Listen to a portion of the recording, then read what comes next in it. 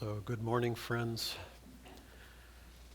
For those who don't know me, my name is Nayaswami Dharmadas, and who isn't here is Nayaswami Nirmala, who tested positive for COVID last week. She tested negative this morning for the first time, and so she's on the mend, but didn't feel like it would be a good idea for her to come today. I tested negative all week, by the way. Today was my fourth consecutive negative test, so feeling not quite surety about it, but at least reasonably confident. And we were very cautious last week. So I'm reading today from Rays of the Same Light, Rays of the One Light. Rays of the Same Light is a different book by Swami Kriya-yoga, who, by the way, is pictured, I'm not going to stand in front of his picture, pictured adjacent to me. Today would be his 98th birthday, so we're honoring his presence in our lives as well on this Sunday. So I read from Rays of the One Light. These are weekly commentaries on the Bible and Bhagavad Gita, written by Swami Kriya-yoga, based on the teachings of Paramahansa Yogananda.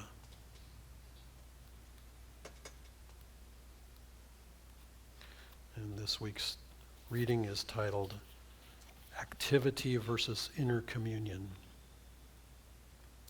Truth is one and eternal. Realize oneness with it in your deathless self within.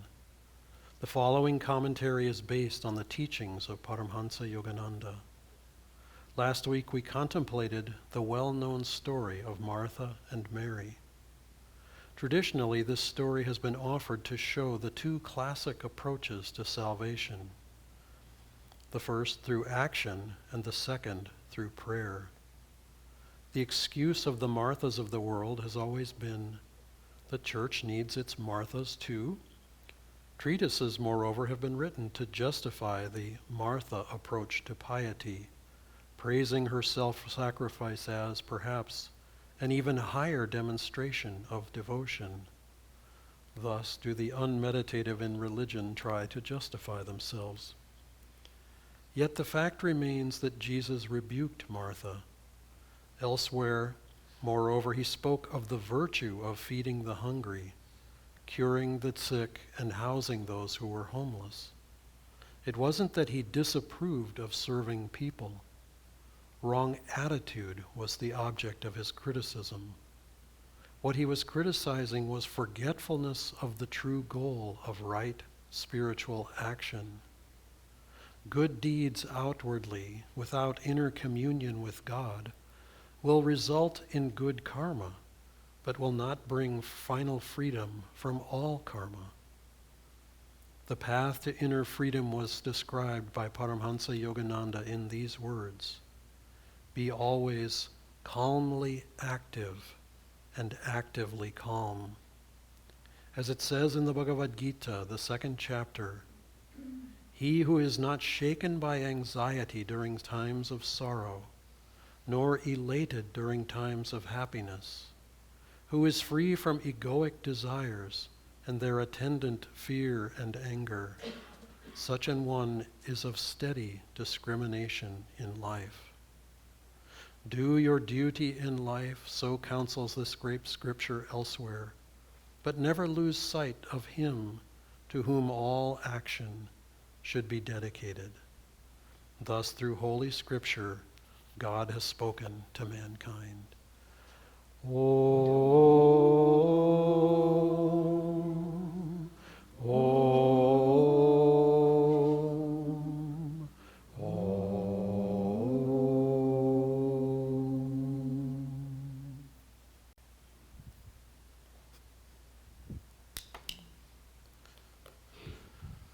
This topic is one that has been sort of turned over again and again and again in the spiritual traditions, outward service versus inward meditation. And I appreciate that Swamiji in this reading and really throughout his life demonstrated for us, I'll try to share a few stories of him in today's service, demonstrated how to go about this, because it's never really either or. It's never really just meditation or just service. It's really a question of how we do either or both. And it's true that for most of us, especially living here in America, and for most of us, we need a little more emphasis on the inward side. We're pretty good at the outward side. We're pretty busy all the time, most of us. You know, we work, we have families, we have houses to keep together, we've got a lot going on in our lives. The inward side can tend to suffer, therefore. I'll just share an example, a recent example of the opposite. So Nirmala and I were at Ananda, which is where she caught COVID, and I think many people were exposed somehow up there in some meetings. Anyway, on we took a walk one afternoon when we had an hour of free time between meetings, and on that walk, friends of ours got to come together, and two of them had not met before. And each were discussing, and this is an interesting thing because it's the first time I'm aware of, that two people who took more than 1 year seclusions discussed their seclusion together. And for those who don't know what seclusion is being alone with God, and it's something that Swamiji recommended, it's something that Yoganandaji recommended. It's just a good idea to spend a day, a week, several weeks perhaps, even for those who are more serious about it, a month or more, but just time to be with God, time to be quiet, time to be away from all the commotion, and just go deeper in spiritual practice, etc. I remember sharing this thought in India when we lived there, and people's eyes would get very big because it was like, you want me to be alone?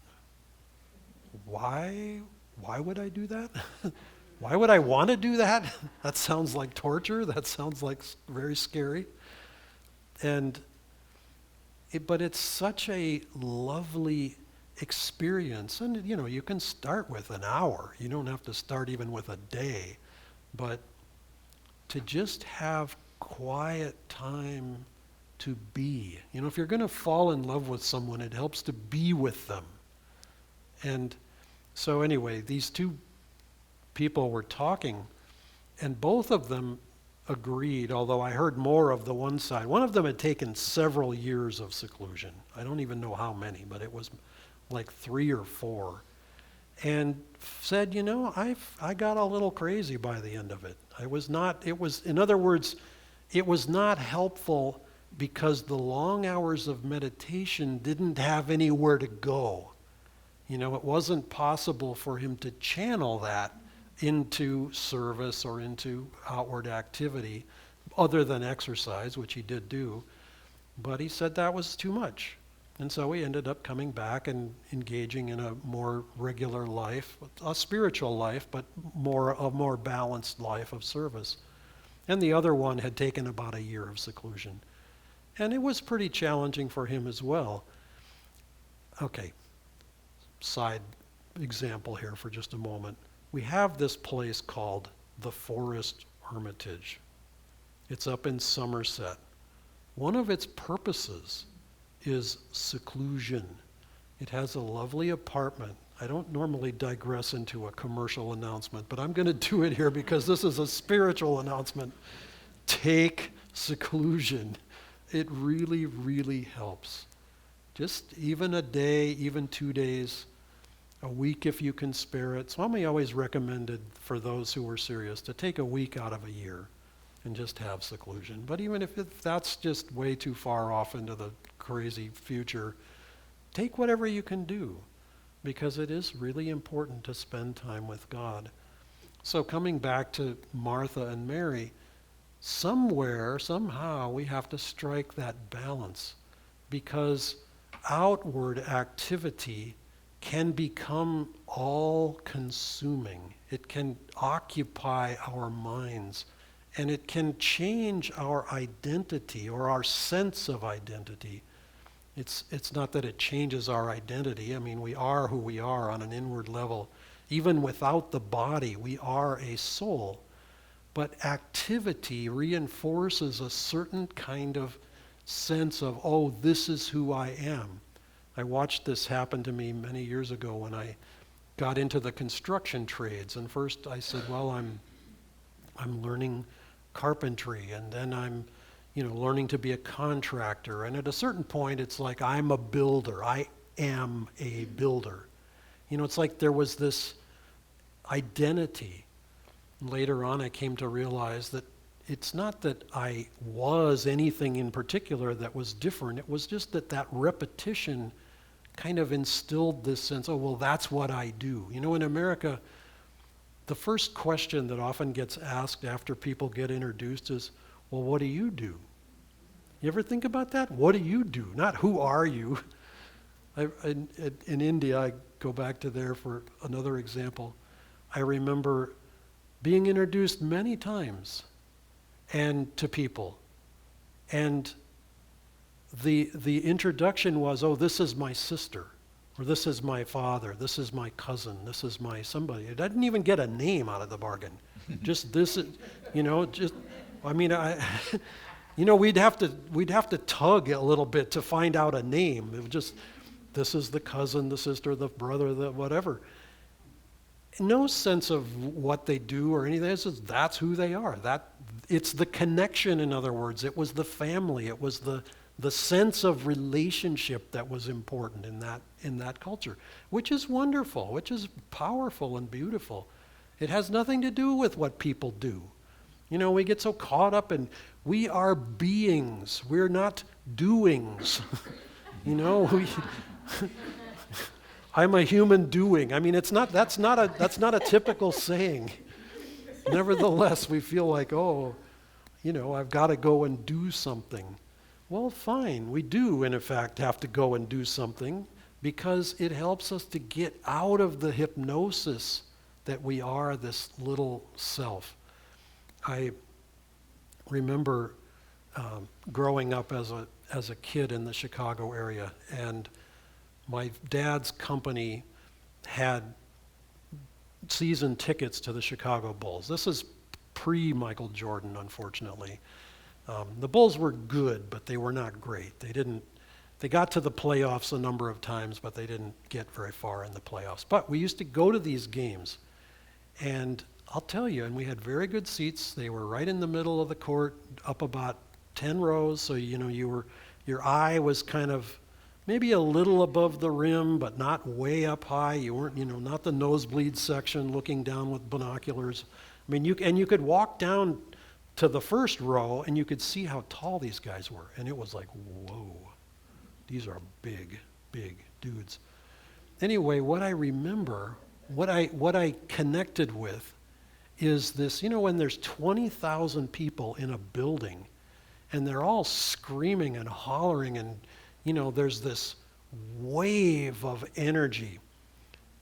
It's like you feel you're part of something bigger than yourself. I think it's one of the reasons why people like to go to, concerts, big events, big, whatevers. It's like you're with this crowd of people and you feel like you've melted into something bigger. I remember close relatives of mine who are avid sports fans, fan from fanatic, you sort of get that connection there. In the only time that they would use sort of semi-New Age spiritual terminology, they would talk about the energy in the stadium. And it's palpable, it's tangible. When, something happens and everybody goes wild, everybody goes nuts, and it's like, wow, you practically feel the kundalini rising. I mean, it's like, whoa, this is powerful stuff. But it's a little glimpse of something that's beyond. And I will, from personal experience, I will suggest that it's not so easy in that situation to be even-minded. It's just a little bit challenging. You're really attached to your team. You're really attached to them winning or doing, scoring the point or getting the goal or whatever it may be. But what if they don't? Sometimes it comes down to the last second. I used to, as a kid, I loved basketball, and we had a hoop in my driveway. And I remember, sort of dreaming of the moment, counting the seconds down. 5, 4, 3, 2, and the guy launches the shot with 1 second or less, and nowadays they have this light on the backboard that illuminates red so that you can tell it hit 0. Well, as long as the ball is not in the guy's hands when the light goes on, the shot counts if it goes in.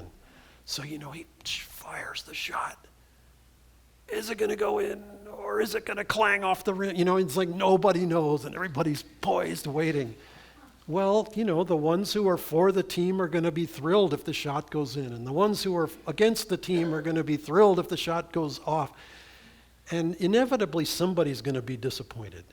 And somebody's going to be ecstatic. And all of those ups and downs. I find it fascinating that today's reading got paired with income, because in the Bhagavad Gita, he's talking about even-mindedness. And even-mindedness is not apathy. Even-mindedness is a focus that's deeper and more compelling than on all the roller coaster up and down of circumstances.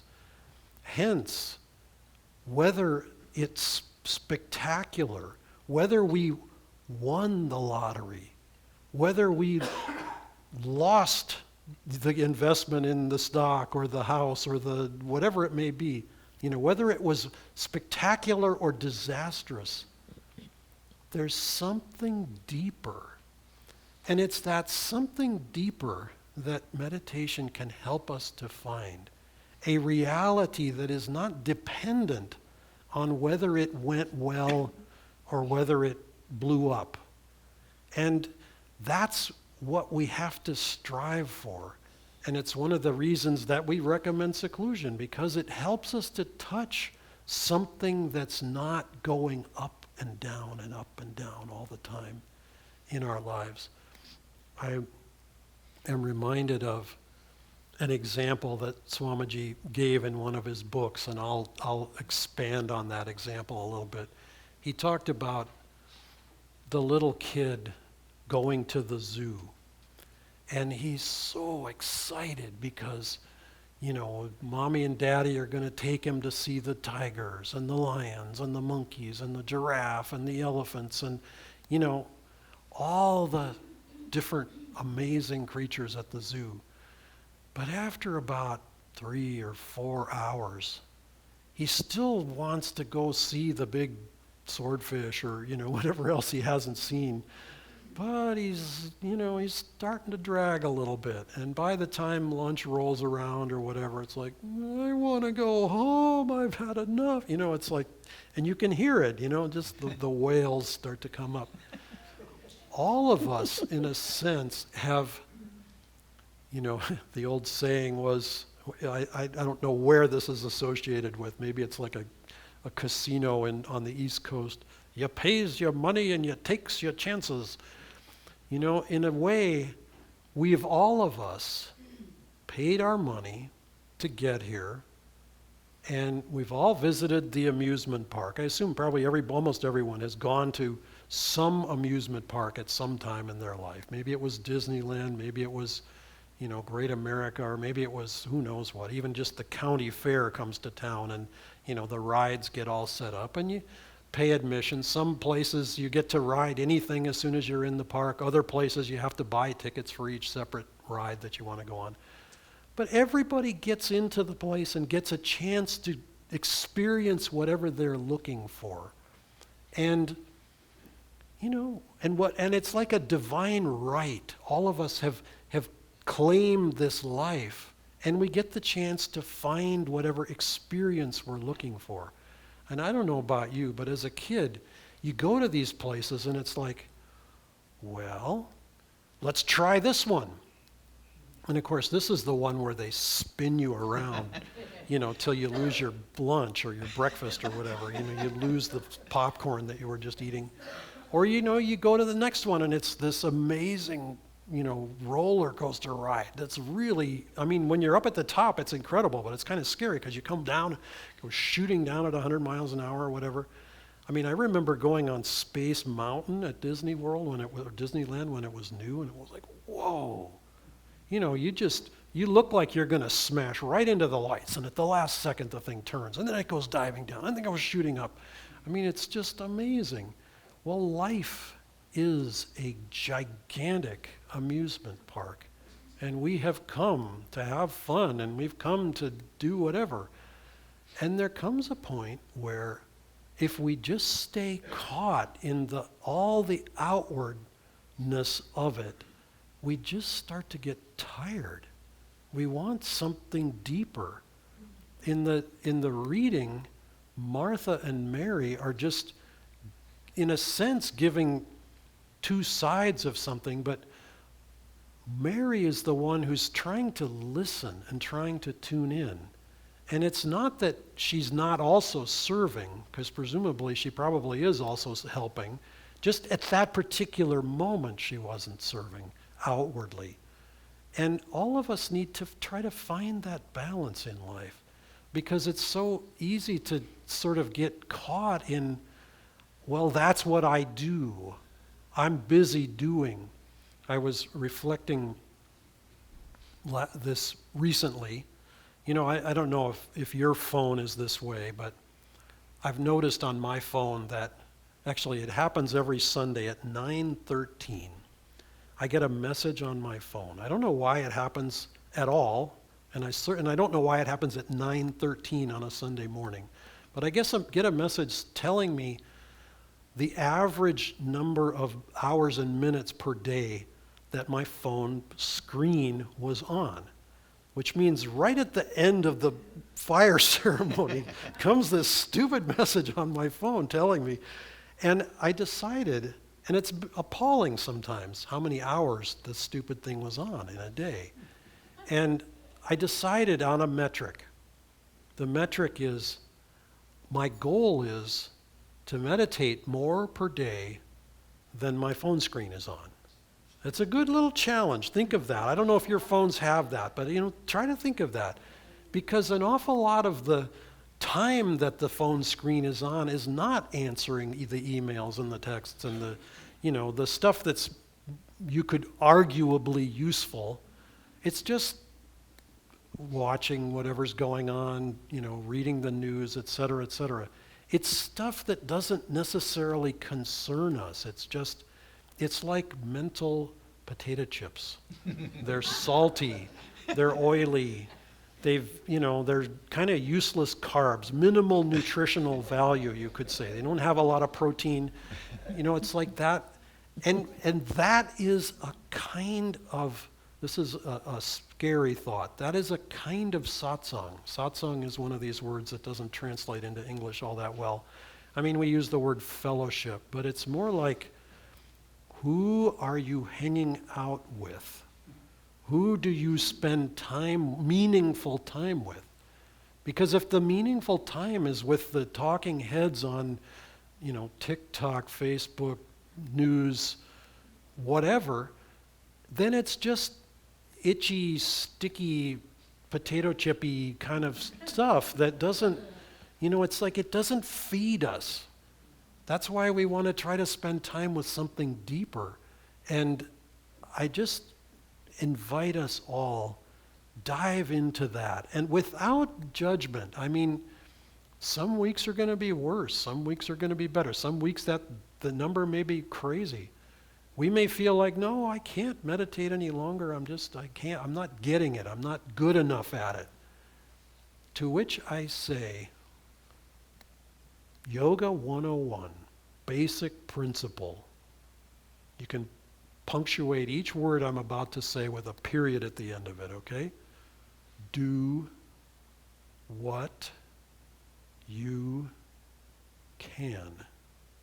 Not what somebody else can, not what you think you should have done but didn't do. Do what you can. Don't hurt yourself. Stretch sometimes. Reach into the unknown sometimes. And follow that path that leads home.